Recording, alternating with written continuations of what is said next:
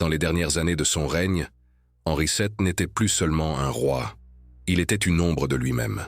Un souverain qui avait construit son pouvoir sur la prudence, la méfiance, la stratégie et parfois la peur. Un homme qui avait survécu à la guerre des Deux Roses, triomphé de ses rivaux, maté les complots, consolidé une dynastie entière, mais qui ne pouvait plus survivre à ce qui l'attendait, l'effondrement silencieux de son propre corps. Contrairement aux morts héroïques que l'on raconte dans les légendes, celle d'Henri VII est marquée par la lenteur, l'isolement et l'angoisse. Le roi, jadis redouté pour son esprit calculateur, s'enfonce progressivement dans une faiblesse incompréhensible pour son entourage. Les médecins défilent, les prières se multiplient, mais rien ne ralentit ce mal mystérieux qui semble consumer Henri VII de l'intérieur. Le palais Tudor, habituellement animé par les intrigues et les murmures politiques, devient un lieu de tension étouffante. Les couloirs se vident, les regards se baissent. Chaque jour, les conseillers se demandent si le roi survivra à la nuit. Et chaque matin, ils apprennent que la maladie a encore progressé, inexorable, implacable. Ce n'est pas seulement un souverain qui s'éteint, c'est une dynastie qui tremble. Car Henri VII n'était pas un roi ordinaire. Il était le fondateur d'une lignée, l'architecte d'une paix fragile, le garant d'un équilibre politique bâti sur des années de calculs et d'efforts acharnés.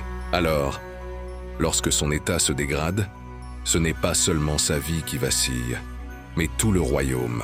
Ceux qui l'ont craint commencent à murmurer. Et ceux qui dépendaient de sa protection sentent le vent tourner, voient enfin leur heure approcher. La fin d'Henri VII n'est pas celle d'un guerrier sur un champ de bataille. C'est celle d'un homme seul, terrassé par une maladie qui avance comme une nuit sans lune, lente et silencieuse. Et ce qui rend sa mort si terrible, ce n'est pas le dernier souffle, mais tout ce qui l'a précédé, la souffrance, la peur, les regrets et la conscience que son propre corps le trahissait. Voici l'histoire poignante de la dernière bataille d'Henri VII, celle qu'aucune armée, aucune stratégie, aucune autorité ne pouvait gagner pour lui.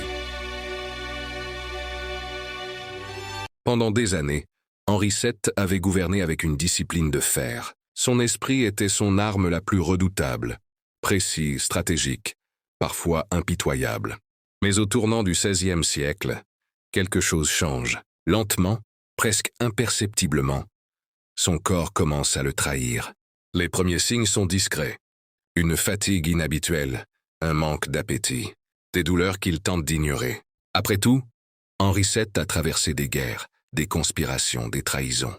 Ce n'est pas un malaise passager qui va l'arrêter. Mais les semaines passent, et les symptômes s'aggravent. Le roi tousse, s'affaiblit, perd du poids. Les médecins se succèdent, chacun apportant son remède, chacun échouant à stopper la dégradation. Au début, personne n'ose en parler. Dans un royaume où le pouvoir repose sur la perception de force, admettre la faiblesse du roi serait un désastre. Alors on cache, on minimise, on chuchote derrière les portes closes. Mais le temps fait tomber les masques. Ses conseillers remarquent qu'il ne tient plus les réunions aussi longtemps. Ses proches constatent que ses mouvements sont plus lents, plus douloureux. Les serviteurs murmurent que le roi a vieilli de 10 ans en quelques mois. Henri VII, qui avait bâti son règne sur la prudence et la maîtrise, voit son propre corps lui échapper.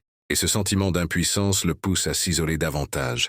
Lui, le roi calculateur, devient anxieux, irritable, obsédé par les signes de son déclin. Certains historiens pensent qu'il souffrait d'une forme sévère de tuberculose. D'autres évoquent une insuffisance cardiaque, un mal inexorable dans une époque où la médecine ne pouvait que constater « jamais guérir ». Quelle que soit la vérité, une chose est certaine. La maladie avance comme une ombre, sourde, silencieuse, imparable. Henri VII se bat. Il prie, consulte, se repose, tente de gouverner malgré la douleur. Mais chaque jour, il se sent s'éloigner un peu plus du trône qu'il a conquis avec tant de difficultés. Et bientôt, ce n'est plus seulement sa santé qui inquiète le palais, c'est l'avenir de l'Angleterre elle-même. Car un roi malade attire les ambitions, réveille les complots, nourrit les espoirs de ceux qui attendaient sa chute depuis des années. La maladie n'a pas encore emporté Henri VII, mais déjà elle a commencé à dévorer son royaume. À mesure que la maladie progresse, Henri VII n'est plus seulement affaibli, il est méconnaissable. Son corps décline, Son souffle se raccourcit, sa voix perd de son autorité. Mais ce qui inquiète le plus son entourage, c'est ce qui se passe dans son esprit. Henri VII, qui avait toujours dirigé avec un contrôle absolu, devient nerveux, tourmenté, presque obsédé par l'idée de perdre ce qu'il a construit. Le fondateur de la dynastie Tudor réalise peu à peu que la maladie est en train de lui retirer la seule chose qu'il n'a jamais voulu céder, le pouvoir. Des nuits entières, il reste éveillé, inquiet pour son royaume, pour son fils, pour l'avenir de la couronne. Le roi qui avait su naviguer parmi les intrigues les plus dangereuses de l'histoire anglaise se retrouve face à une bataille impossible à gagner. Dans les couloirs, les conseillers vont et viennent sans oser parler trop fort. Les médecins, impuissants, multiplient les traitements sans résultat, redoutant chaque matin de devoir annoncer le pire. La cour, habituellement animée, tombe dans un silence étrange. Les courtisans qui dépendaient de la faveur royale observent les derniers jours du roi comme on regarde une tempête approcher lentement mais sûrement. Car la mort d'un roi ne signifie pas seulement un changement de souverain. Elle signifie un bouleversement politique, des alliances brisées, des intrigues réveillées, et parfois même des vengeances longtemps retenues. Dans la chambre royale, l'atmosphère est lourde. Henri VII entend les murmures, voit les regards inquiets, devine les conversations qui s'interrompent lorsqu'il entre. Il comprend ce que personne n'ose dire à voix haute. Le royaume attend sa mort. Certains courtisans se tiennent prêts à soutenir son fils, le futur Henri VIII.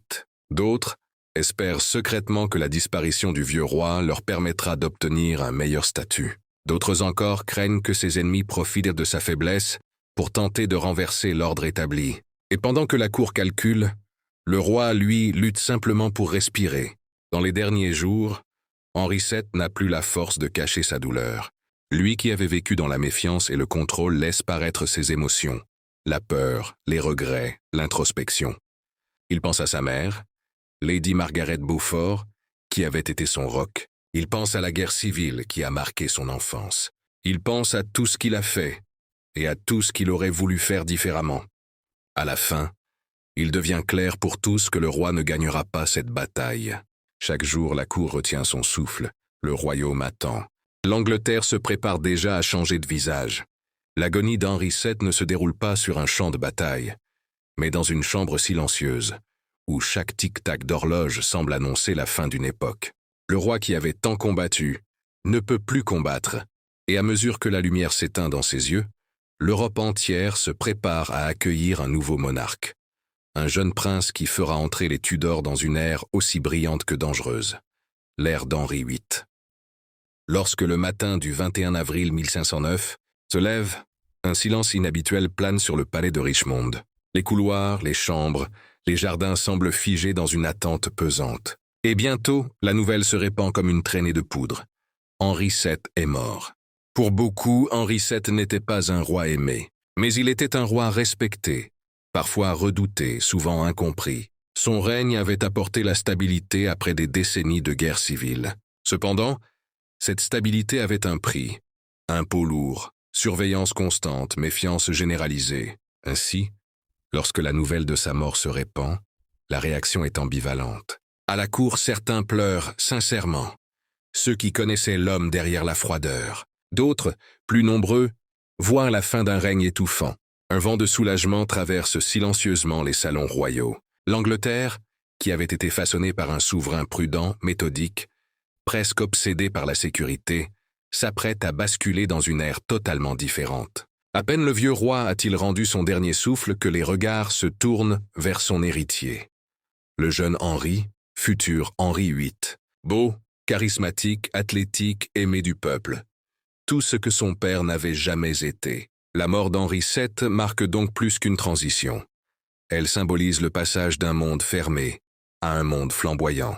Les porte-paroles du royaume ne tardent pas à annoncer officiellement la mort du roi. Les cloches des églises sonnent. Les gardes se tiennent droit, la gorge serrée, car même si le roi n'était pas adoré, sa mort rappelle à tous que l'ordre établi peut basculer en un instant. Le jeune Henri VIII, à peine couronné, prend immédiatement des décisions symboliques. Il libère certains prisonniers, allège les restrictions financières, dissout des tribunaux impopulaires. Il veut montrer que son règne ne sera pas celui de la peur, mais celui de la Renaissance. En l'espace de quelques jours, le climat politique change radicalement. Les conseillers de son père perdent leur influence. Les courtisans reviennent à la lumière. Et le peuple commence à espérer une nouvelle ère de prospérité, sans savoir que cette ère sera, elle aussi, marquée par des excès terrifiants. Henri VII laisse derrière lui un royaume uni, mais fatigué. Une dynastie solide, mais fragile. Un fils puissant, mais imprévisible. Son règne avait été celui de la reconstruction. Celui d'Henri VIII sera celui de l'expansion, et des drames spectaculaires qui feront trembler l'Europe entière. La mort d'Henri VII n'a pas seulement mis fin à un règne, elle a ouvert la porte à l'un des chapitres les plus fascinants, dangereux et tragiques de l'histoire anglaise. Une transition qui, encore aujourd'hui, marque la mémoire du royaume. Ainsi se clôt la vie d'un roi qui, malgré sa froideur et ses excès, avait réussi l'impossible, unir un pays brisé, pour mieux le léguer à un fils qui allait le transformer à jamais.